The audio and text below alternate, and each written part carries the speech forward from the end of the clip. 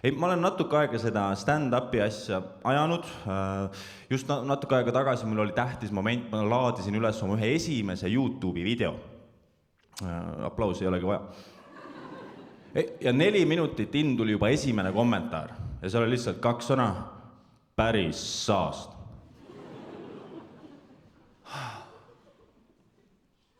Aga siis ma hakkasin mõtlema, võtta päris saast. Nagu real shit või? Mind ei murra, raisk. Mind ei murra. Tallinn, andke mulle aplausiga märku, kui paljud teist tegelevad investeerimisega. Issand jumal. Seda on liiga palju.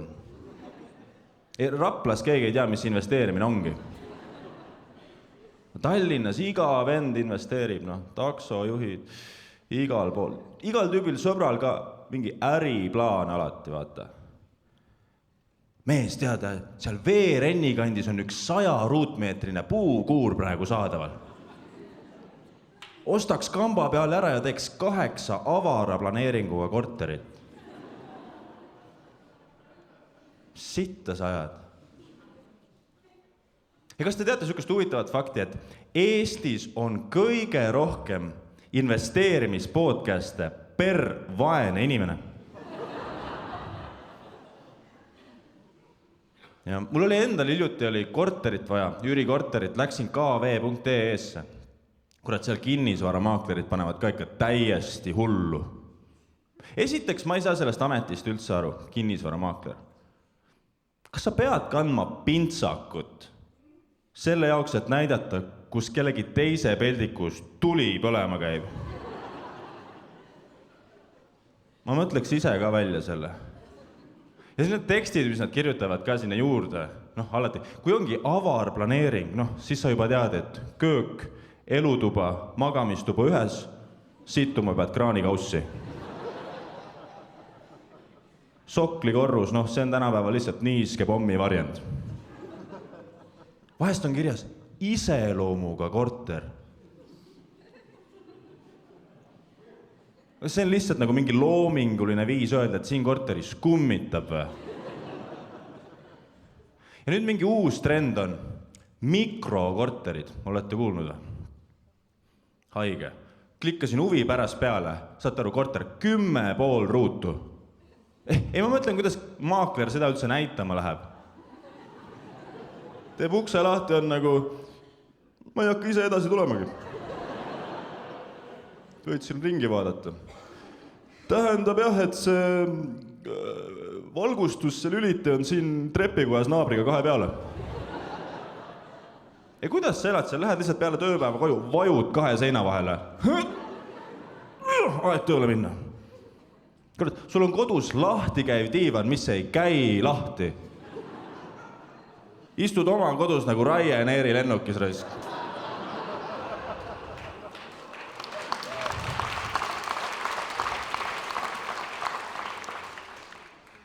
Mikrokorter, Vabandage, mu makroperse ei mahu ära siia.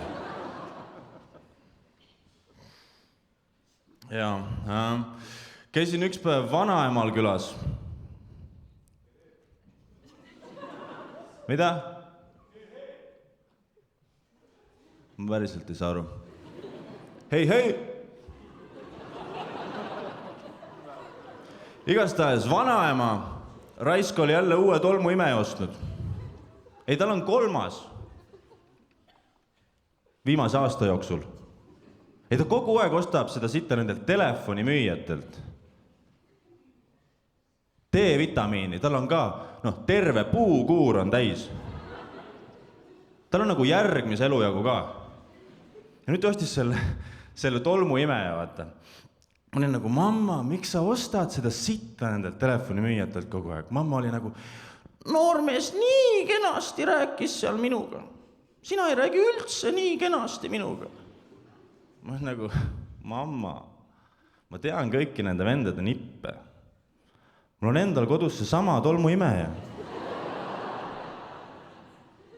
Ja ma ei taha mamma üle liiga palju nalja teha. Mina kasvasin üles niimoodi, et minu perekonnas oligi nagu ema ja vanaema. isa ei olnud. Vanaemal oligi nagu isa roll. Ja alles nüüd, kui ma saan vanemaks, ma saan aru, et kui raske võis olla naisel astuda mehe kingadesse. Noh, eriti Eestis, meie kultuuriruumis. Iga õhtu ära juua 6 pakk õlut ja siis veel ema peksta. See on täiskohaga töö. Ja mul oli tegelikult suhteliselt raske lapsepõlv. Ma sattusin esimest korda vanglasse juba 15-aastasena. See oli küll klassi ekskursiooniga, aga väänasin jala välja seal. Teist korda ma sattusin juba pikemaks. Ma olen 19-aastasena veetnud 3 kuud Tartu vanglas. Seekord valvurina. Ja vaata, kõik arvavad, et vangla on mingi karm koht, kus on suured ja tugevad mehed, eks ole. Esimene vang, kes mulle vastu tuli, ratastoolis tüüp. Ma olen nagu, mis sa tegid, ületasid kiirust. Aga siis see sama tüüp lõi mind rusikaga kõhtu. Ma sain aru, et vangla ikkagi on karm koht. Ja see oli lahedaid tüüpe ka. Üks tüüp oli minust 2 aastat vanem vist, ta nimi oli Risto. Ja ma mäletan, mul oli ükskord võimalus küsida talt, et noh, Risto, mille eest istume? Ja Risto on nagu, mille eest istume? Kuradi ühe üürikorteri müüsin maha.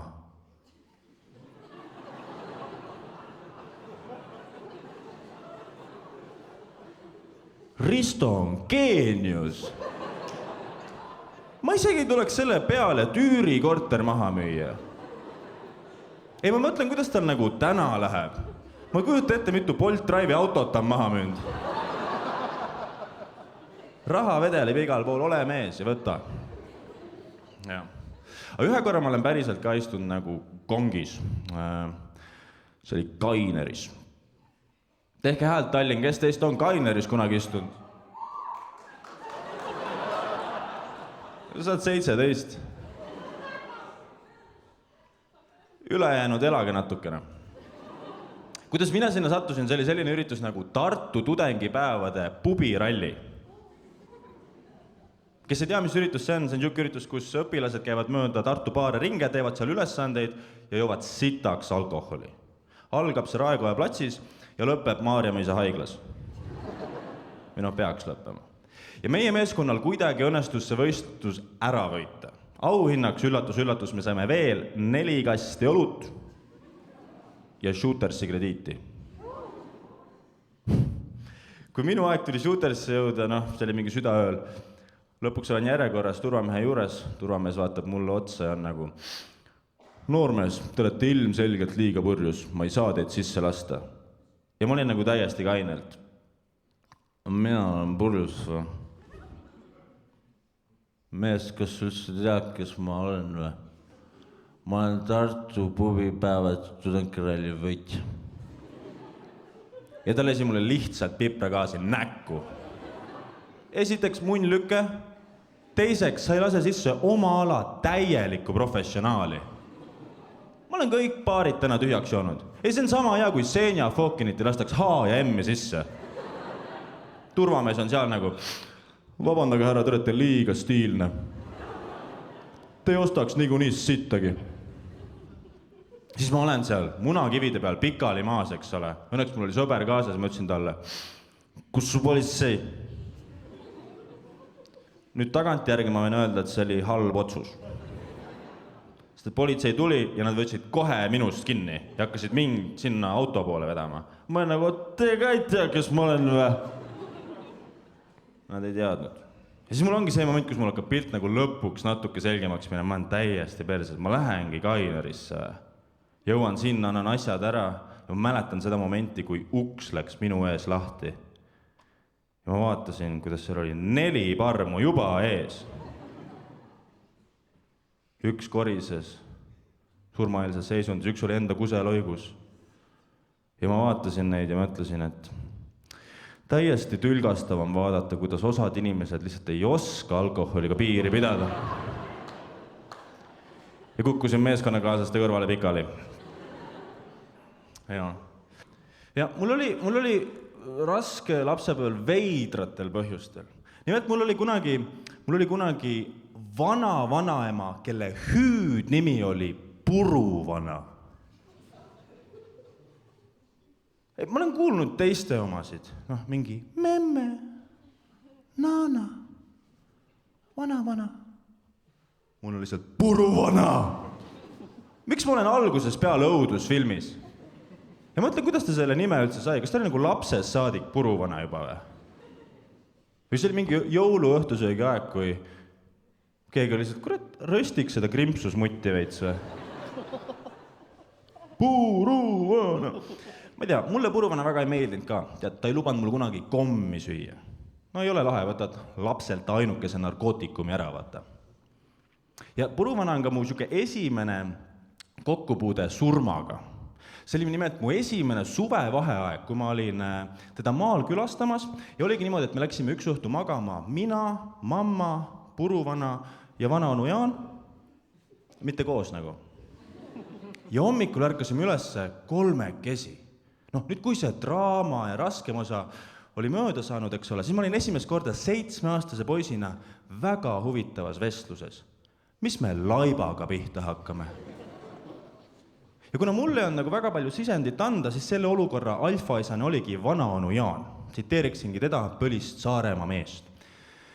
Ei no, mis me sellest kiirabiautust või surnukuuriautust hakkame tellima? Meid teil ju vaja täna nii turule lilled ära viia.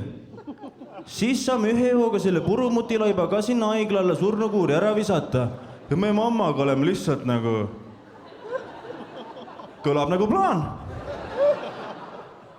Nüüd järgmine probleem oli see, et vanaonu Jaanil oli sedaan kerega Mazda. Ja juba mu 7-aastane aju sai aru, et see ei ole hea laiba auto. Vaata, oli vanaonu Jaan, mis ta oli tulemustele orienteeritud mees. Tagant pagass üles, istmed alla ja laibavedu võis pihta hakata. Mamma võttis ühest otsast, vanaonu Jaan teisest, hakkavad juba vedama, kui vanaonu Jaan karjub mulle. Poiss, mis sa passid seal, tule pane ka käsi külge. Mul on nagu, ma ei oska kusagilt kinni võtta, vaata.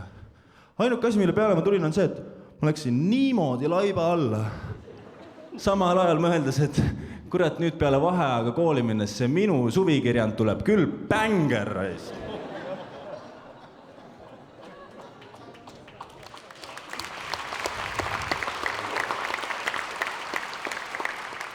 Aga siis me paneme autosse ära Puruvana ja me hakkame mõtlema, et oota, vanaonu Jaan istub kogu aeg ees, mamma istub kõrval, mina pean taga istuma. Ja saate aru, 36 kilomeetrit Valjalast Kuressaarde, Puruvana laiba kõrval. Katet ka ei olnud peal. Esimeses kurvis juba 15 kilomeetrit lihtsalt värisesin seal. Aga siis ma olin nagu...